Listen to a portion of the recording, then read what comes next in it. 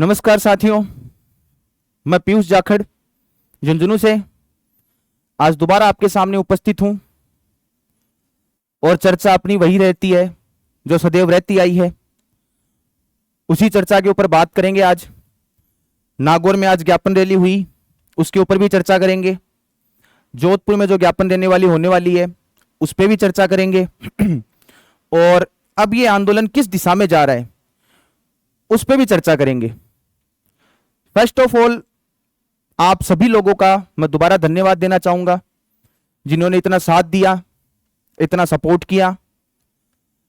हमारा एक ही official YouTube channel है पीयूष जाखड़ झुंझुनू के नाम से, जहां दिल्ली महिला आरक्षण बिल के विरोध में होने वाली घटनाओं को हम कैप्चर करते हैं, सुनते हैं और फिर उसके बाद में डिटेल्ड एनालिसिस करते हैं।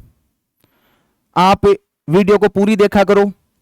और आज मैं आपको एक चीज साफ तौर पे बताने वाला हूं कि अब यह आंदोलन उद्देश्य विहीन होता हुआ दिखाई दे रहा है, जिसका कोई उद्देश्य नहीं है। अब आप सोचोगे ज्ञापन रैलियां तो दिल्ली चल रही हैं, दिल्ली सरकार के पास मांगे उठ रही हैं, लेकिन आप लोग देख पा रहे हो ना कि हमारे माननीय मुख्यमंत्री महोदय भजनलाल जी किसी भी मंच पर जाकर सर्वप्रथम यही बोलते हैं कि मैंने महिला आरक्षण 50% कर दिया है, लेवल 1 में लागू कर दिया है, बाद में लेवल 2 में लागू कर देंगे, बाद में सेकंड ग्रेड, फर्स्ट ग्रेड, ये प्रैक्टिकल होते होते सब जगह हो जाएगा। अब हमारा संगठन टूटता हुआ दिखाई दे रहा है। सच्चाई यही है।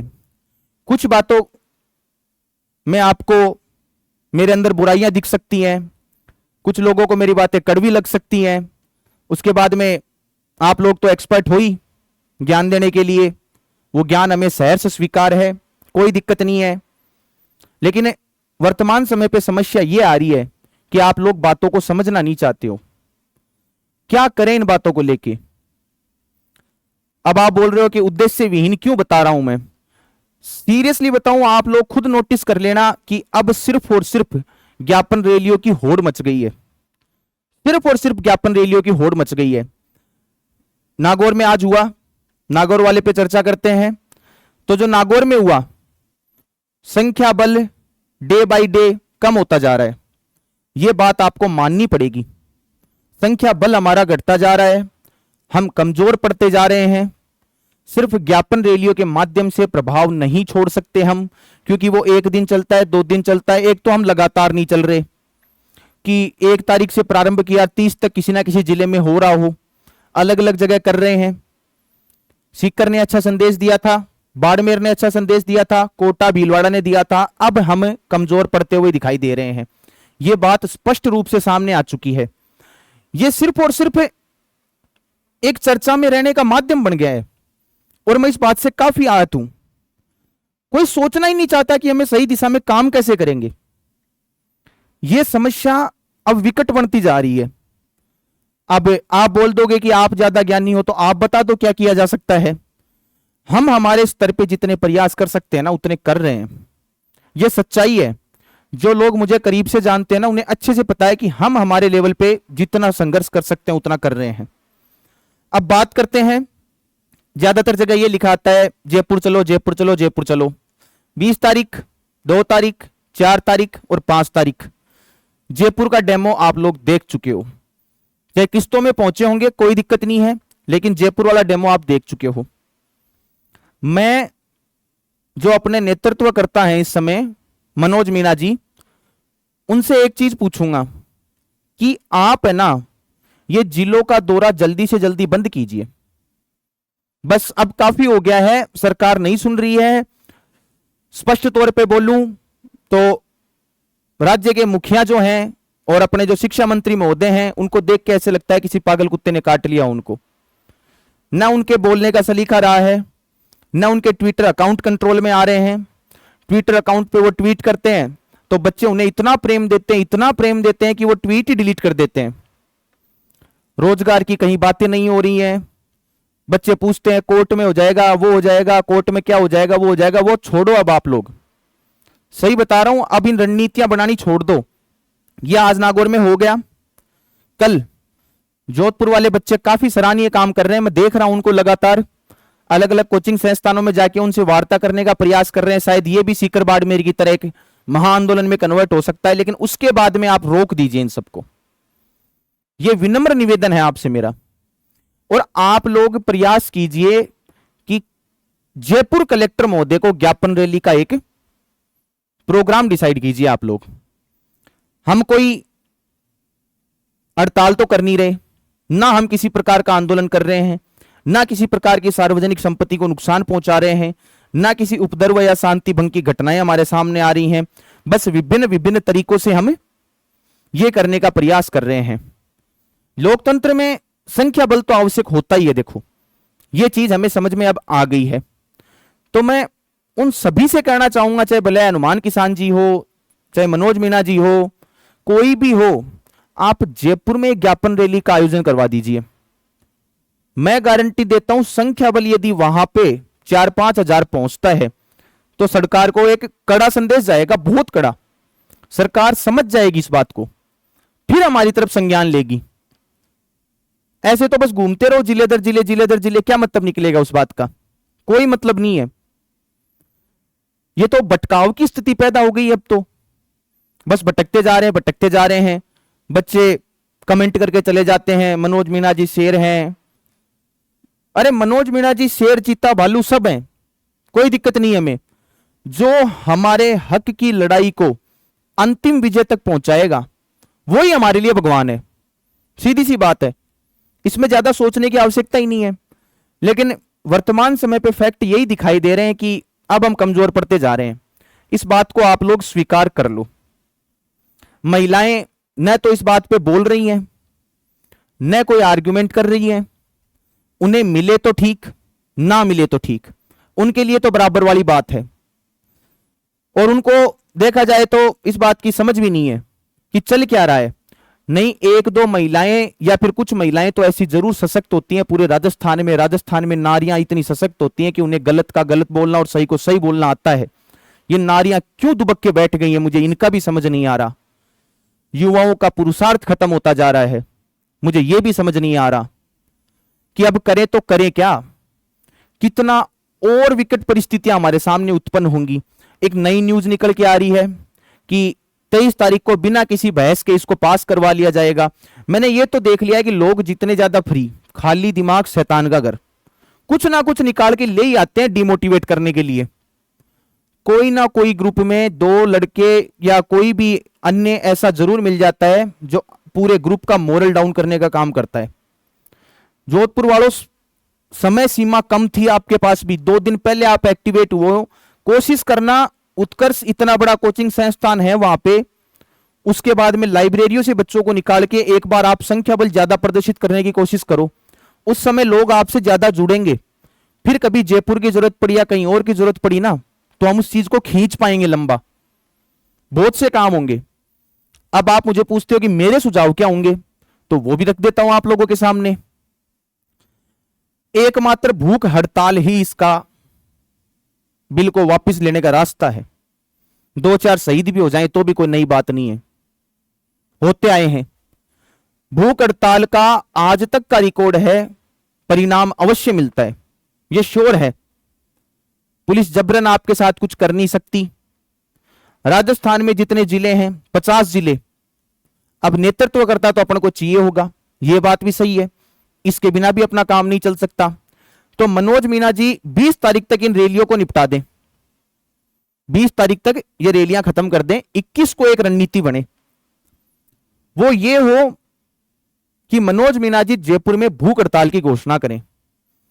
और भूख हड़ताल की घोषणा के साथ में जितना हो सके, जितने जिलों के अंदर 5 लोगों का एक ग्रुप, हर प्रत्येक जिले के अंदर, चाहे कोई भी जिला हो, आधे भी कवर कर गए ना तो बहुत बड़ी बात है। 5 लोगों का एक ग्रुप उनके साथ ही अपने अपने जिला मुख्यालय के ऊपर भूख हड़ताल पे बैठ जाए और सरकार को एक कड़ी चेतावनी दी जाए कि एक कार्मिक भूख हड़ताल होगी।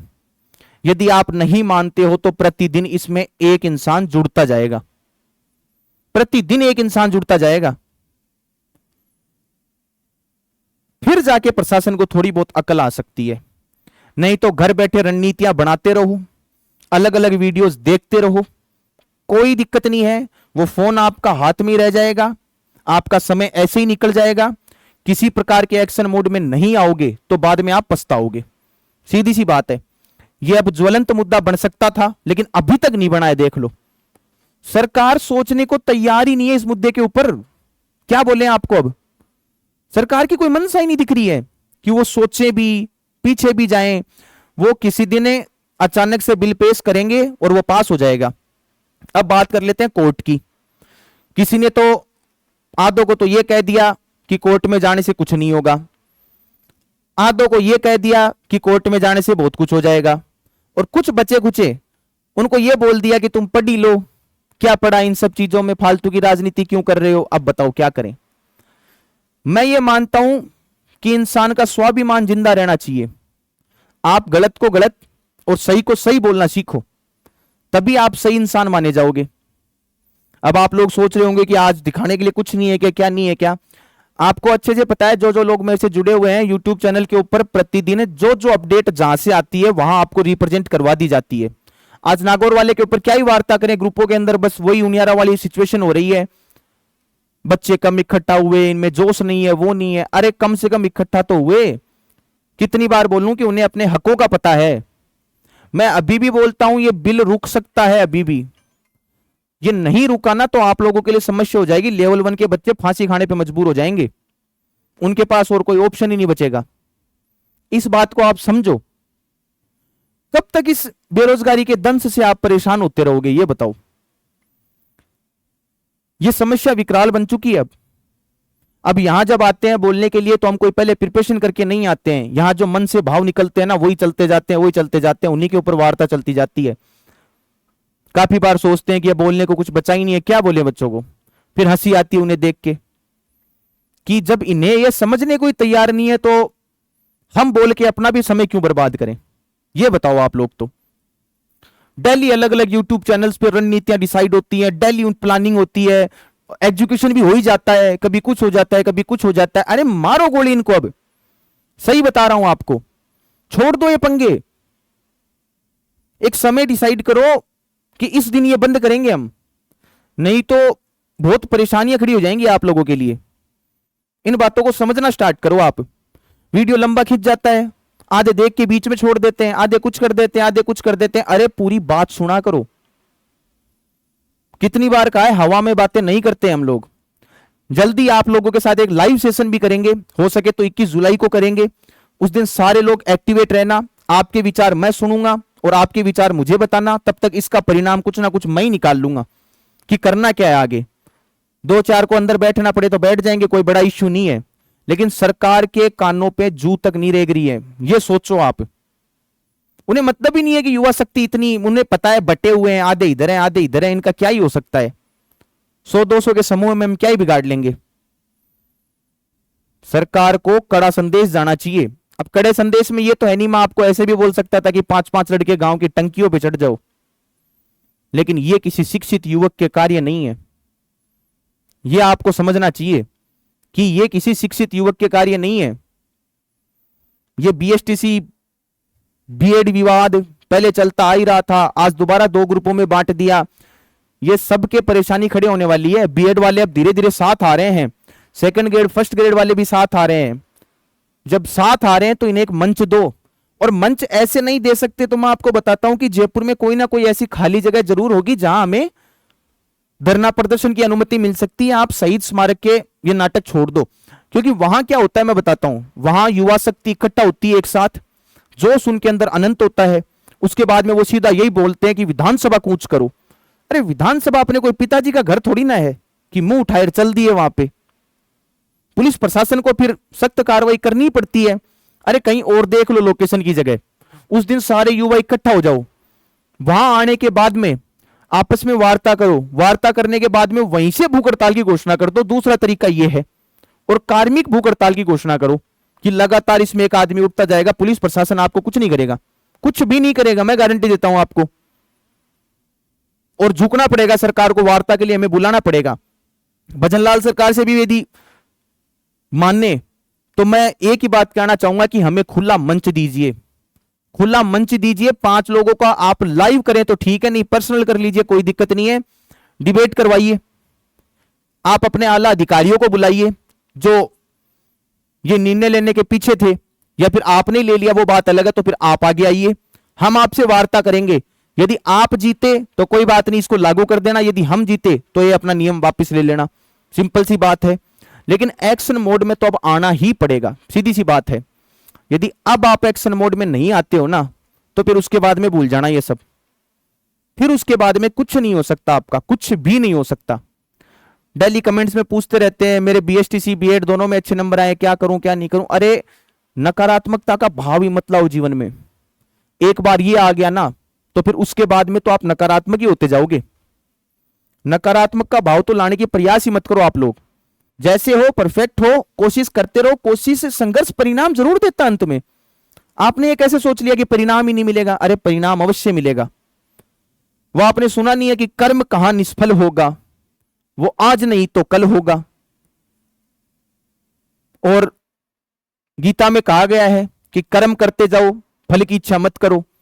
उसका सीधा रूपांतरण करो ना अपनी लैंग्वेज में, तो यही होता है कि देखी जाएगी, जो होएगा देखा जाएगा। अपना काम है करते रहना, रुकना नहीं है। तो मेरा तो यही विनम्र निवेदन है कि राजस्थान के युवा मेरी आवाज को सुने और समझे इस बात को कि ये होड़ मचाना बंद करो। अब पाली से आवाज उठ रही है, उसके बाद में हनुमानगढ़ से आवाज उठ रही है, यही करते रहेंगे फिर तो हो गया काम अपना। क्या मतलब उस चीज का?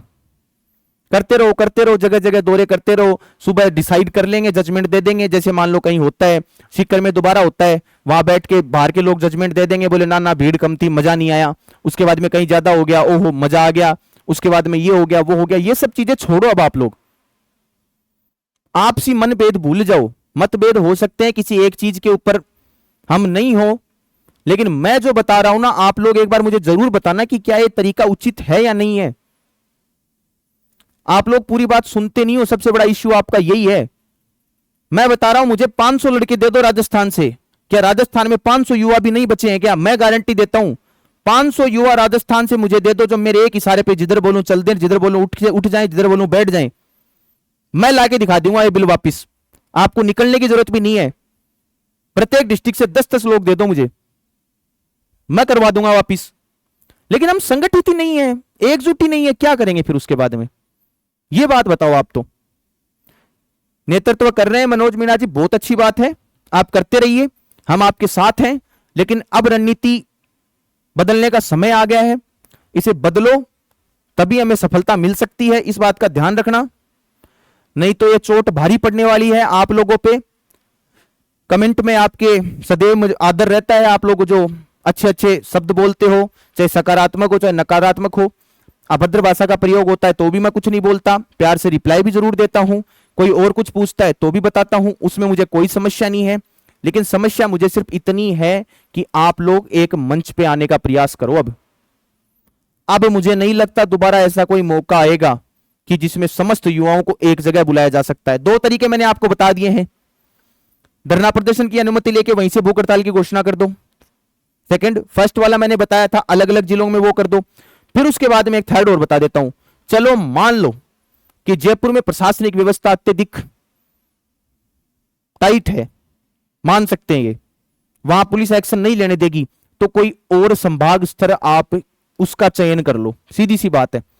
कोई और संभाग स्तर देख लो, वहां भूख हड़ताल की घोषणा कर देते हैं। शुरू में 50 लड़के भी एक साथ बैठते हैं ना, उसके बाद में लोग जुड़ते जाएंगे, लोगों को साथ बैठा लेंगे, उसमें कोई समस्या नहीं है। आप इस बात को समझो,